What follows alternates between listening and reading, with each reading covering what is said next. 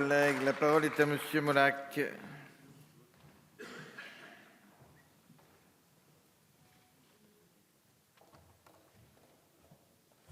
Monsieur le Président, Monsieur le Ministre, mes chers collègues, vous ne serez pas étonnés que je sois sur la même ligne que notre collègue François Pupponi et même que notre collègue Camille de Rocazert.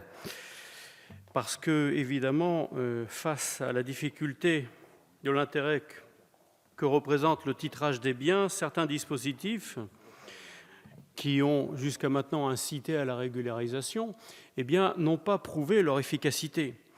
Un groupement d'intérêt public, le GIRTEC, chargé de reconstituer les titres de propriété, a été créé en 2007. Il apporte aux notaires et aux héritiers un soutien technique indispensable, mais qui s'est révélé insuffisant, tant la tâche est ardue. Si l'on peut dire aujourd'hui que la situation est en voie d'amélioration, les rythmes des régularisations restent en effet peu satisfaisants au regard du nombre de cas encore à traiter. Dans certaines communes de Corse, le taux des biens non délimités dépassait les 50%.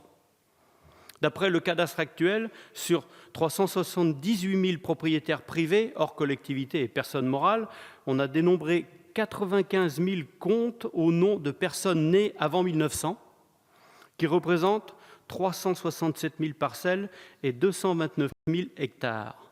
Vous comprenez ainsi le problème qui se pose en Corse. Ainsi, en 2015, on estimait encore à 34% la proportion des parcelles corses dont le propriétaire est une personne décédée. Il s'agit d'un véritable handicap pour le développement de l'île, compte tenu de ses difficultés particulières, l'insularité, le relief, pour m'être déplacé un certain nombre de fois en Corse, il n'est pas toujours facile de la traverser d'est en ouest ou du nord au sud. Et puis, je dirais aussi de l'immigration, car de nombreux Corses sont partis évidemment sur le continent, mais aussi en Europe et aussi en Amérique du Sud et dans le reste du monde, ce qui entraîne des difficultés quant au droit de propriété. Ces situations inextricables des biens qui ont des centaines de propriétaires sont très dommageables pour les biens eux-mêmes, puisqu'ils ne sont pas entretenus, mais aussi pour le développement économique. Comment investir? Et c'est ce que notre ami François Pupponi a dit tout à l'heure. Comment un agriculteur peut-il investir dans, par exemple, des champs de clémentines pour tout simplement entretenir les arbres, etc. Donc, effectivement, c'est un vrai problème pour le développement de l'île. Et l'intérêt général, à mon avis, cher à Charles Amédée, il est là. Nous avons tout intérêt, évidemment, à faire développer la Corse, pour le bien des Corses, mais pour le bien général des Français, évidemment. Donc, ça me paraît assez évident. Et moi, je suis un adepte des matrioshkas. On peut très bien être breton, français, européen, ça ne pose pas de problème. Donc, on peut être plus d'une chose à la fois.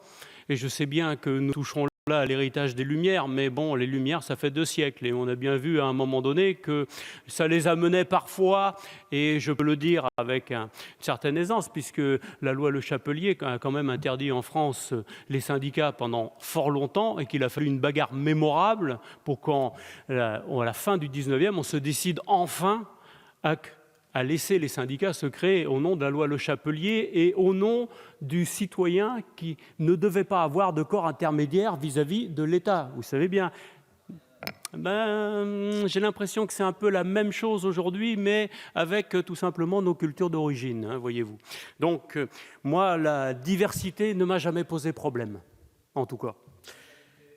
Mais justement, l'égalité, la diversité n'empêche pas l'égalité, et l'égalité n'empêche pas la diversité. Merci de conclure, mon cher collègue. Oui, je vais conclure. Alors, donc, dans ce contexte que la présente proposition de loi est transpartisane, co-signée par l'ensemble des députés corses, François Pupponi y compris, et donc je ne vois pas, si vous voulez, de raison de m'opposer à cette loi cette ordonnance qui me paraît de bon sens, tout simplement, une loi, pardon. Et donc, je la soutiendrai évidemment comme tout ce qui peut faire avancer la Corse et nos amis corses. Je vous remercie. Merci, mon cher collègue.